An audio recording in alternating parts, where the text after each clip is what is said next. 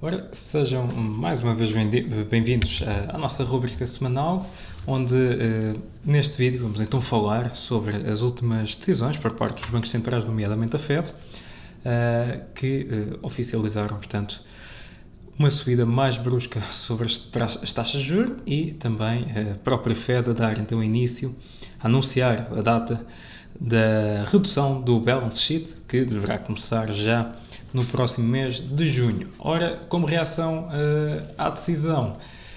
vemos então claramente uma reação muito mais negativa por parte dos mercados e vamos aqui ver então também o porquê dessas reações mais negativas e vamos ver aqui também outras variáveis que estão aqui em cima da mesa e que podem condicionar o próprio desempenho dos mercados. Ora, começando aqui por fazer uma breve revisão do que foi dito, portanto, aqui claramente que a pressão por parte dos bancos centrais em aumentarem as taxas de juros está aqui a criar algum nervosismo nos mercados e atenção que esta tem sido a principal preocupação desde o início do ano, apesar de a meio do ano a meados de fevereiro ter-se colocado aqui a questão da invasão russa na Ucrânia, mas a verdade é que as preocupações do mercado têm incidido sobretudo na condução das políticas monetárias mais agressivas, mais restritivas, nomeadamente por parte da Fed. Ora, fazendo aqui uma breve síntese daquilo que foi falado na última reunião de quarta-feira, onde a Fed então anunciou um aumento sobre as taxas de juros de 50 pontos base. Este aumento já não era visto desde 2000, portanto há mais de 20 anos que a Fed não aumentava a este ritmo as taxas de juros e espera-se que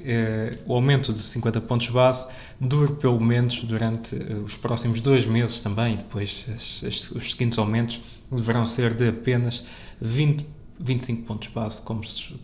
esperava anteriormente. No entanto, aqui também é importante aqui destacar, durante a conferência de imprensa, a Powell descartou a possibilidade de pelo menos aumentar agora no curto prazo 75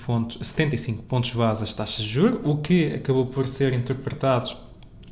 por parte do mercado como uma postura mais dovish, não tão hawkish como se esperava, e isso também foi um dos motivos pelos quais na própria quarta-feira vimos uma reação muito positiva na maior parte dos ativos de risco, onde o setor tecnológico subiu de forma substancialmente e o próprio mercado dos criptoativos também valorizou bastante, apesar de na sessão a seguir ter devolvido praticamente todos os ganhos que obteve nesta mesma sessão da decisão então da Fed. Além disso, portanto, a Fed também deverá então iniciar a redução do balance sheet, mas a um ritmo mais lento do que se esperava, portanto, também aqui a serem dados positivos e que também alimentou então a reação positiva que vimos no início após a Fed ter anunciado então a decisão. E, portanto, de modo geral, a Fed acabou na quarta-feira por ser menos hawkish do que o mercado estava à espera, portanto, aqui novamente a justificar o bom comportamento na sessão de quarta-feira. As previsões em torno das taxas de juros também baixaram, portanto, se formos aqui a ver, em setembro as projeções foram revistas em baixa. Powell indicou também que depois destes 3 aumentos de 50 pontos base, a Fed deverá aumentar apenas 25 pontos base e que a inflação e que as taxas de juros se deverão manter entre a faixa dos 3% a 2%. Portanto, espera-se que possa atingir até valores próximos de 3%, embora as previsões também para este ano tenham sido revistas em baixa. Portanto, inicialmente estavam as previsões a apontar para aumentos perto dos 3% e neste momento as últimas previsões que temos aqui acesso apontam para uma subida de 2,75% das taxas de juros este ano. Espera-se que as taxas então flutuem entre os 2% a 3%, espera-se também que sejam gradualmente reduzidas, portanto, à medida também que a inflação começa então a dar sinais de abrandamento. Curiosamente, a última vez que a Fed, então, como eu estava a dizer, aumentou 50 pontos de base, as taxas de juros, foi há 20 anos, há 22 anos, para ser mais preciso, onde coincidiu também com a bolha do dot-com, portanto, reparem aqui da última vez que a Fed aumentou então as taxas de juros, o mercado ainda reagiu de forma positiva durante algumas semanas, ainda teve alguns meses, para depois, mais tarde, acabar por cair. Portanto, aqui também a ser um ponto interessante, embora não exista assim muitas evidências que suportem isto. Esta situação também pode ser equiparada com o período de 1982, onde a Fed aumentou 150 pontos base em 3 meses, portanto, semelhante àquilo que irá acontecer agora durante o mês de junho e julho, e que também acabou por provocar algumas quedas nos mercados. Portanto, aqui a ser uns pontos também que acabam por preocupar um pouco os investidores, e por isso é que nós temos assistido também a uma reação mais negativa por parte dos mercados. Ainda no assunto sobre os bancos centrais, temos também as recentes previsões do Banco de Inglaterra a não serem nada animadoras. Ora, segundo as últimas projeções do Banco de Inglaterra, o PIB britânico deverá começar a contrair no último trimestre deste ano. Espera-se então que a economia britânica comece aqui a dar sinais de recuo, e espera-se também que mesmo durante o terceiro trimestre o crescimento possa ser nulo. As expectativas em torno da inflação também apontam para dados elevados, portanto aqui a aproximar-se da casa dos 10%. É importante notar que as últimas previsões feitas em fevereiro apontavam para aumentos de apenas 6%, e também se espera que, portanto, aqui o combate a desaceleração da inflação demora um pouco mais tempo. Como consequência, também poderá aqui haver um aumento, a possibilidade de um aumento da taxa de desemprego no Reino Unido, e isto claramente que acaba por afetar ainda mais e contribuir também para o abrandamento económico que é esperado então na economia britânica. São apenas projeções, podem ser revistas em baixa ou em alta, já sabemos que existem muitas variáveis que continuam a condicionar os indicadores económicos, e por isso também temos de ter isso em conta, o clima de incerteza que mesmo assim continuamos aqui a assistir. Portanto, conseguimos ver aqui outras projeções também por parte do Banco de Inglaterra, o Bank of England.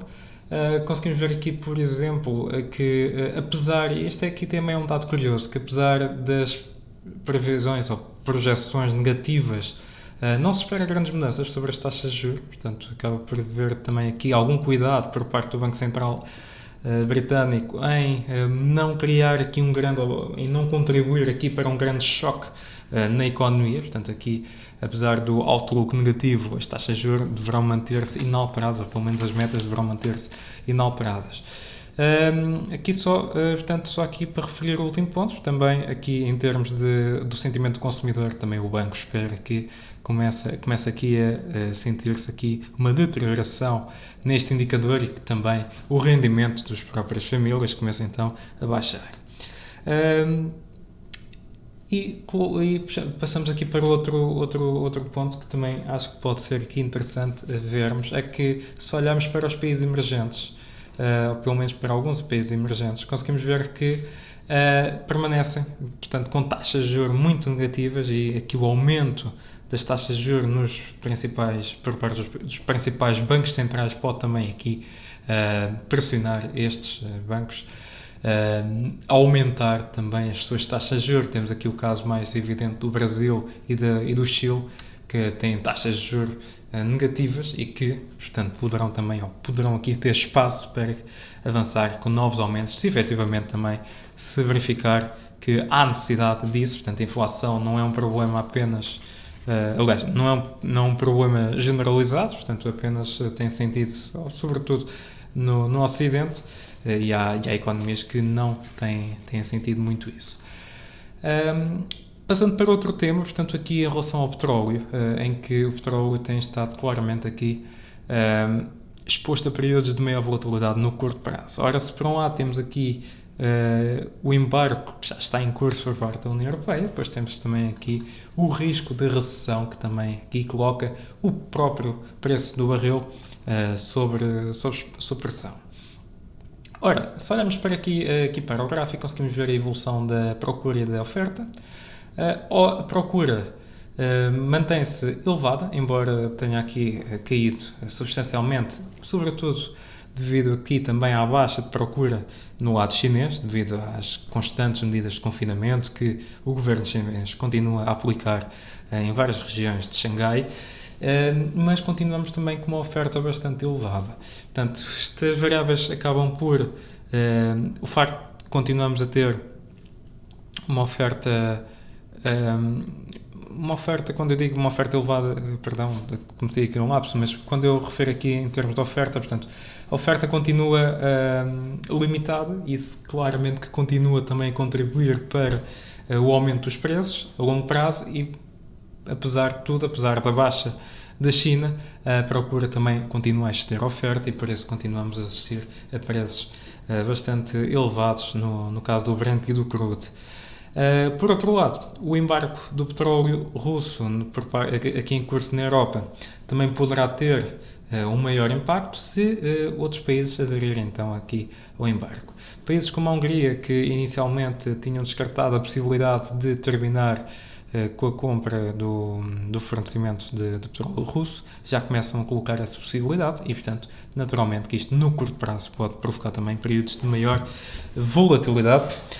embora também é preciso aqui ter em conta que o fim do petróleo russo para a Europa será feito de forma gradual, portanto aqui espera-se que no prazo de 6 meses a Europa esteja praticamente independente do petróleo que aliás, esteja completamente fora do mercado russo em termos de petróleo. Olhando para a China, e a China tem sido aqui um dos fatores que tem contribuído também para o agravamento do sentimento no mercado. Portanto, aqui, ultimamente, temos assistido a períodos de sell-off nos índices e nos ativos de risco e têm sido motivados, sobretudo, pela economia chinesa. Como eu estava a referir há pouco, o facto de a China estar a avançar com constantes medidas de confinamento, naturalmente que acaba por provocar aqui um abrandamento económico, e sendo a China a segunda maior economia mundial, claro que não é do interesse de ninguém assistirmos aqui a um abrandamento económico da China, que poderá, pois, ter um impacto internacional, portanto não se deverá limitar apenas ao mercado doméstico. Isto aqui claramente que está então a preocupar e ser também aqui um motivo de preocupação dos investidores. Temos também o yuan, que continua a depreciar e reflete claramente os problemas que a economia chinesa está a enfrentar e que poderá enfrentar ainda mais. Por outro lado, existe aqui também uma correlação histórica com o preço do yuan e o petróleo. Portanto, se formos aqui a ver este gráfico, conseguimos ver que ao longo dos últimos tempos fortes depreciações do valor da moeda e fortes apreciações do valor da moeda tendem aqui a estar correlacionados com os preços do petróleo, e reparem que neste momento estamos aqui a assistir a uma grande divergência, e portanto pode também ser um fator que pode aqui contribuir para uma desvalorização do próprio petróleo, e aqui olhando apenas para a divergência, mas também se tivermos em consideração que, portanto, a China poderá reduzir ainda mais a procura por parte do petróleo, embora a China tenha estado a comprar bastante petróleo russo devido ao enorme desconto que está a ser comercializado, mas claramente que isto pode ser um fator de risco para o preço do petróleo. Passando aqui para a temporada das earnings, portanto já está a chegar ao fim. Até agora temos visto a maior parte dos resultados trimestrais a serem positivos, embora algumas empresas, nomeadamente no setor tecnológico, tenham apresentado algumas previsões não tão animadoras como se esperava, mas a verdade é que, numa perspectiva geral, os resultados têm sido positivos e as atuais avaliações nem sequer refletem muito bem os resultados que estão por trás das empresas. Mas só aqui para termos ideia, esta semana temos então aqui várias empresas a divulgarem então os seus resultados. Temos empresas tanto no lado norte-americano como também no lado europeu, e portanto aqui também poderão provocar alguma volatilidade, embora no curto prazo, porque a maior parte das empresas ou das big caps norte-americanas, já todas elas apresentaram os seus resultados. Esta semana o destaque vai claramente então para os dados sobre a inflação nos Estados Unidos, que serão divulgados amanhã. E este sim poderá ser o próximo trigger para os mercados.